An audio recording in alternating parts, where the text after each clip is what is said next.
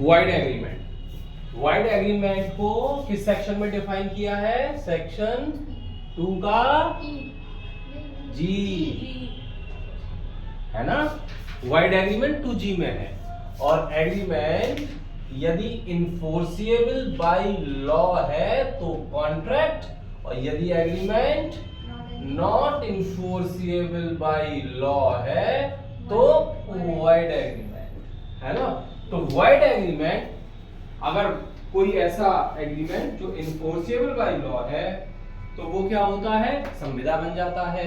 और यदि agreement enforceable by law नहीं है तो उसको हम बोलते हैं वॉइड एग्रीमेंट। डेफिनेशन है 2KG में, है ना? ये एक्चुअली वॉइड एग्रीमेंट सेक्शन 24 से लेकर 30 तक बताए गए। सेक्शन 24 से लेकर 30 तक और भी हैं, पर अभी 24 से 30 को फोकस करेंगे जस्ट नाउ। सेक्शन 24 में ये बताया गया है कि यदि जो एग्रीमेंट है उसका कंसीडरेशन और ऑब्जेक्ट अनलॉफुल है, यदि कंसीडरेशन और ऑब्जेक्ट अनलॉफुल है तो वो सारे एग्रीमेंट वॉइड होंगे। बस आपको हिंट पॉइंट ध्यान रखना है, बस सेक्शन ध्यान रखना है, बस ऐसे ध्यान रखना और कुछ ज्यादा नहीं। 24 में है अनलॉफुल कंसीडरेशन एंड ऑब्जेक्ट, 25 में है विदाउट कंसीडरेशन, 26 में है मैरिज के विरुद्ध, 27 में है ट्रेड के विरुद्ध, 28 में है लीगल प्रोसीडिंग के विरुद्ध, 29 में है अनिश्चितता। एग्रीमेंट किया पर किसके लिए किया यही पता नहीं है, अनिश्चित है, अनिश्चित करार है। और 30 में है वेजरिंग, जुआ का करार, फॉर जुआ, वेजरिंग कॉन्ट्रैक्ट, पद्दम करार। फिर दोबारा से 24 में यदि आपने कोई एग्रीमेंट किया जिसका कोई जो ऑब्जेक्ट और कंसीडरेशन है वो है अनलॉफुल है, या फिर उसका कंसीडरेशन है ही नहीं, या फिर एग्रीमेंट कैसा है? मैरिज के विरुद्ध है, व्यापार करने के विरुद्ध है, या फिर आपको विधिक कार्रवाई करने से रोकता है, या फिर वह अनिश्चित चीज के लिए है, पता नहीं क्या चीज है उसके लिए है, तो भी वो वॉइड होगा। या फिर वेजरिंग कॉन्ट्रैक्ट है, वेजरिंग एग्रीमेंट है तो भी वो वॉइड होगा। तो वॉइड एग्रीमेंट इन सारी स्थितियों में भले ही आपने एग्रीमेंट कर लिया हो, परंतु ये एग्रीमेंट इन्फोर्सिएबल बाय लॉ नहीं होंगे, क्योंकि ये विधि द्वारा प्रवर्तनीय नहीं है। ये एग्रीमेंट कॉन्ट्रैक्ट का रूप नहीं लेंगे, ये एग्रीमेंट ही रहेंगे। समझ में आया इतना? ये नहीं पता। एक बार फिर से समझते हैं। 23 में पढ़ा था लॉफुल कंसीडरेशन, 24 में है अनलॉफुल कंसीडरेशन, 25 में है विदाउट कंसीडरेशन। यहां तक हमारा हो गया 26, यानी कि 2 + 6 यानी कि 8 यानी कि 18। तो 18 में विवाह से संबंध है। 18 क्यों लिखा है? क्योंकि विवाह की आयु लड़कियों की 18 साल होती है, और मेरी क्लास में मोस्टली लड़कियां है, तो जनरल रूल गर्ल्स ही है। तो हम ये मान के चल रहे हैं हम विवाह से लाइफ की शुरुआत करते हैं, और पहले विवाह से पहले सब बचपना है ना? तो सबसे पहले विवाह किया जाता है, विवाह करने के पश्चात फैमिली क्रिएट होगी। तो फैमिली को चलाने के लिए या तो आप जज बन जाओ, जज नहीं बने तो व्यापार करना पड़ेगा।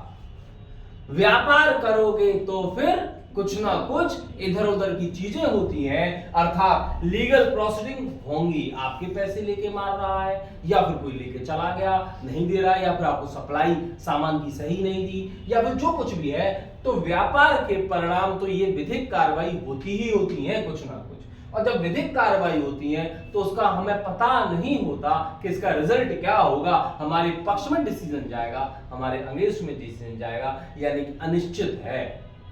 और जो अनिश्चितता है, सबसे बड़ी अनिश्चितता है जुआ, पद्दम, वेजर, है ना? एग्रीमेंट फॉर या वेजरिंग एग्रीमेंट। तो विवाह के बाद व्यापार करना पड़ेगा, और व्यापार के बाद विधिक कार्रवाई में फंसोगी, और कार्रवाई अनिश्चित होती है, और सबसे बड़ी अनिश्चितता है जुआ, वेजर। तो ऐसे करके आपको ये सेक्शन रखने पड़ेंगे। और ये सेक्शन कहां से शुरू है?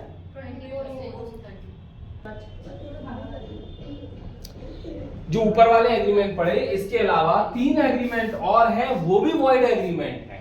कौन कौन से? यदि दोनों पार्टी मिस्टेक ऑफ फैक्ट के अधीन है, यानी कि दोनों पार्टी ने कोई मिस्टेक की और जो मिस्टेक है मिस्टेक ऑफ फैक्ट है सेक्शन 20 के तहत, ये भी वॉइड एग्रीमेंट है। इसके साथ यदि आपने समाश्रित संविदा की है, समाश्रित संविदा 31 से शुरू होती है पर 36 में एक समाश्रित संविदा किसी इम्पॉसिबल इवेंट पर आधारित है, जैसे जब दो समानांतर लाइन मिल जाए, कभी नहीं मिल सकती। जब धरती आकाश से मिल जाए, कभी नहीं मिल सकता, है ना। तो जो इम्पॉसिबल इवेंट है, जब इस मुर्दे में जीवन आ जाए, कभी नहीं आ सकता। तो जो इम्पॉसिबल इवेंट पर, असंभव घटना पर कोई एग्रीमेंट बेस्ड हो तो वो भी क्या होता है, वो भी शून्य होता है।